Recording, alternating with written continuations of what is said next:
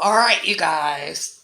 In my last video about the true divine feminine essence, I got cut off by my phone because there was some sort of memory issue.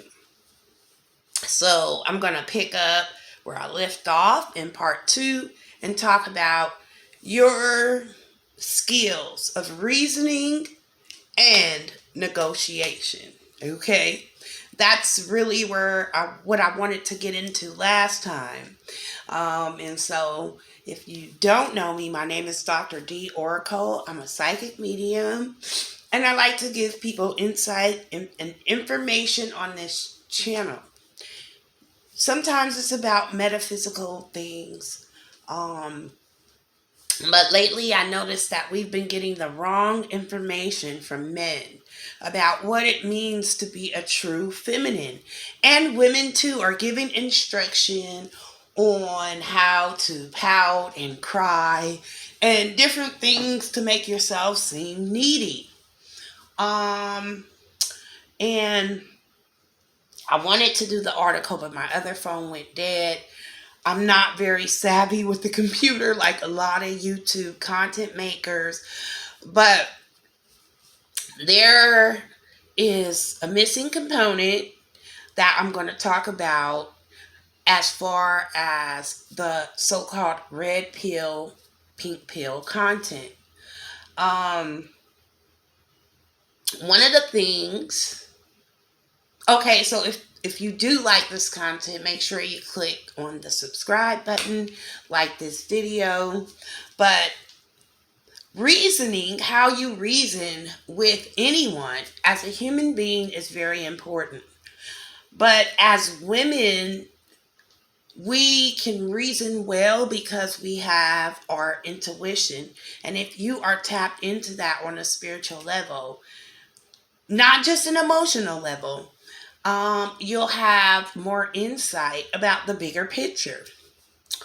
Men definitely need that information because they're more logical, so they judge off of just basically what they see around them, what the opportunity is at the present time, and what they're available to accomplish with that. Okay, but women, we're more adaptable.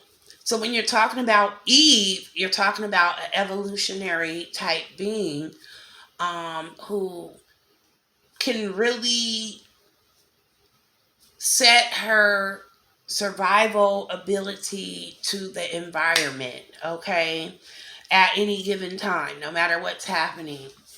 And this is true if we are keeping a home or, you know, we are just being in our natural state. We know how to evolve. We know how to move with that energy, which comes with intuition, which comes with reasoning skills. But we have to understand how to negotiate these days. Because in the past, what would happen is the other men that were in our family, our fathers, say, for instance, would negotiate for us. And sometimes they would negotiate by collecting, gifts to make sure that the man was kind and he was generous, and to, basically put a price on his loyalty and his devotion. We're not doing that now. And so when they're talking all the time about modern women are this, modern women are that, and then we hear modern women's point of view when they call into a show like Kevin Samuels. Well, they don't really understand that the reason why they had to exit a relationship or leave is because they challenged the man when they didn't feel secure in their environment, or they themselves had to build the environment, or they were unable just to reason with the man. It may be because they don't understand that skill and how to really approach, you know, their evolution and their adaptability when it comes down to trying to create with a man.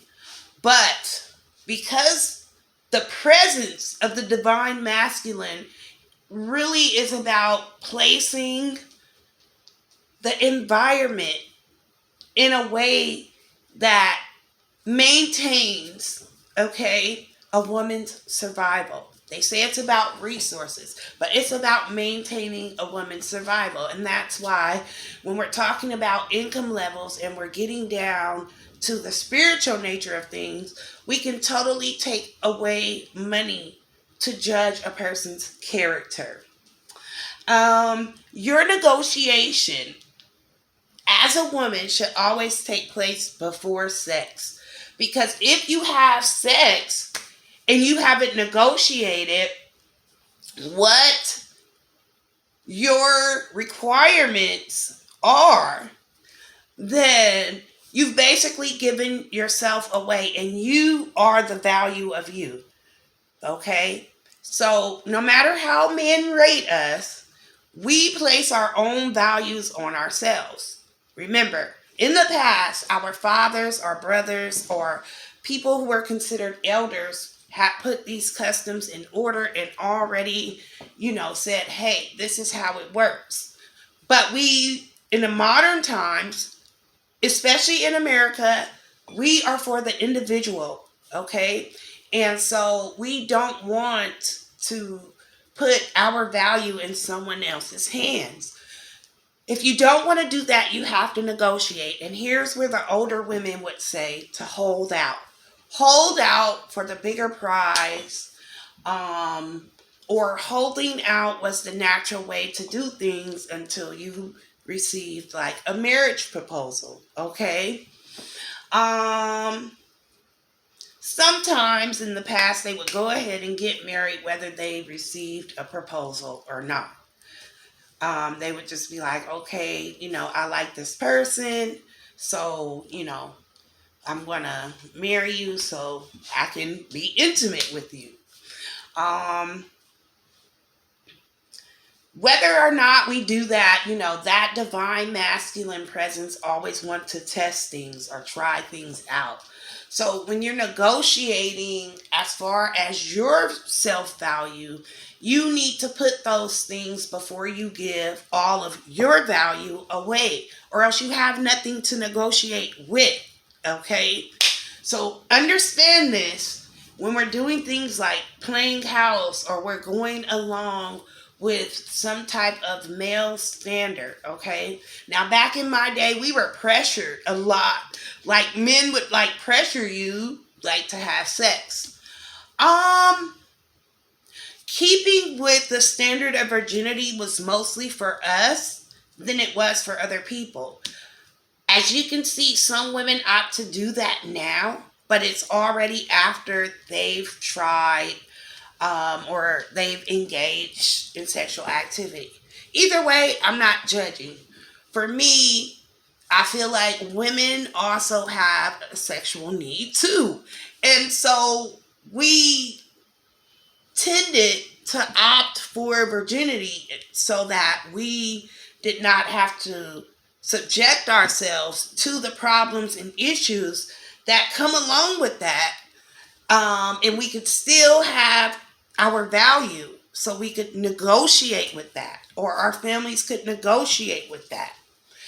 I do hear some of the red pill content saying things like, oh, women shouldn't have sex. But that is a two-way street, because the environment tells us that if we don't have sex, we'll either deny ourselves this experience, and then with that comes the male attention.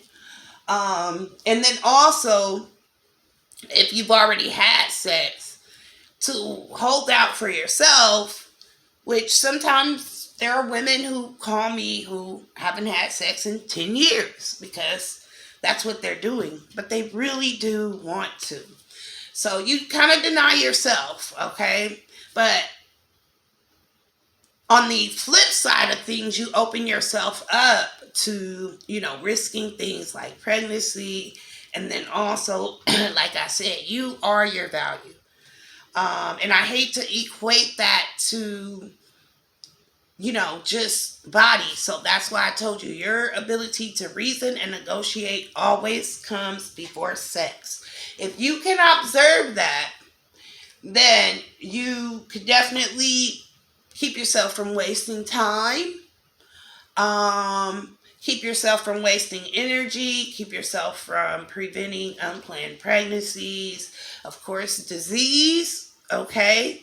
And, well, when you do get ready to have someone, you can definitely, tout your self worth, and you don't have to misrate yourself. I hear them saying, rate yourself, rate yourself. But, and this goes for everybody, even a man. His body is all he has. Like, we can single it down to money, but no money is worth your value or your person. And you give that to someone because you also value them. But if sex becomes more of like a regular, everyday, kind of mundane thing that you don't take serious and it's not done with purpose, then, well, the flip side of things is that you have to deal with the consequences of that. So when you're doing your negotiations, the best thing that you could negotiate for is a ring. And if more of us did that, less freedom of sexuality, I think men would be placed under, a certain limitation as far as what they have to do to receive or exchange that kind of energy with us. And so how you negotiate, there's a way to do it. If you're very skilled with your divine feminine, then you understand how to be sensitive to the ego and stroke the ego sometimes as you influence or as you motivate and reason with your male counterpart. They don't want to be placed under embarrassment, okay? So if you can keep things as tight-lipped as possible, we know that sometimes people need to vent, but if you do need to vent, you should talk to another woman who has a male counterpart. Don't talk to women who don't have a male counterpart because they really are not good at understanding what's going on, and they probably don't know how to use their intuition with the man really well, okay? You want to talk to someone who has less personal connection with you so they're not so judgmental, okay? And you want to keep this with the same person. Don't choose different people. But also, I want to say that we don't choose our battles because we will argue or try to reason with the man over something stupid. Only do it when, it's something good for your children, it's something good for your environment, it's something good to uplift, okay, the man and your entire situation. Other than that, speaking and reasoning or negotiating should be kept to a minimum, and you should try to use your behavior a lot more to influence this person, okay? So this even starts before you get to know someone when you go out on a first date, okay? That is your time to reason and not to listen and see, oh, let me see what he's about. No, hey, I'm looking for this, that. Tell me about this, that. If he has his own environment that he's already set up, because remember, if a man has created a home for himself, he has created a home for a woman. That means he, has some level of good creative ability and problem solving ability. He knows how to make decisions, and he's got some skills where, he can maintain your survival. That's number one. Number two, is he willing to commit? You have to find out if that's what you want, okay? If they're not willing to commit, if they're telling you that they've got a baby mama and, all this stuff, you really want to kind of examine that. Because if they've got more than 2 or 3, that shows that they're unable to commit. Regardless, okay? They could have gotten married, but if they've got a string of baby mamas, or just say they've been in several relationships, they're unstable, okay? Pretty much. After date 1, I don't care if they're cool and you want to be friends, because, sometimes we want to keep that connection going. It's a bad idea. You don't want to get even more emotionally connected with that person, because it's going to cause you to have to break some type of frequency with them, okay? And the stronger that frequency or connection gets, the harder it is to break. You also want to find out about their character. What type of family they come from. This tells you what you'll be able to create with them,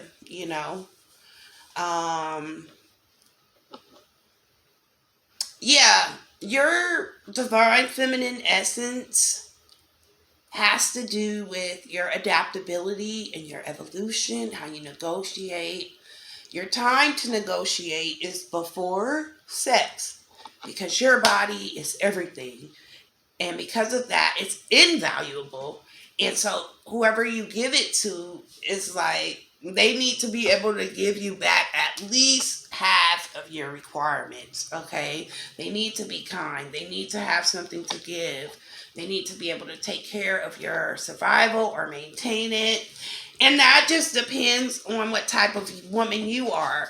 Some women don't really get their nails done and things like that, so they don't need a man to maintain them in that respect.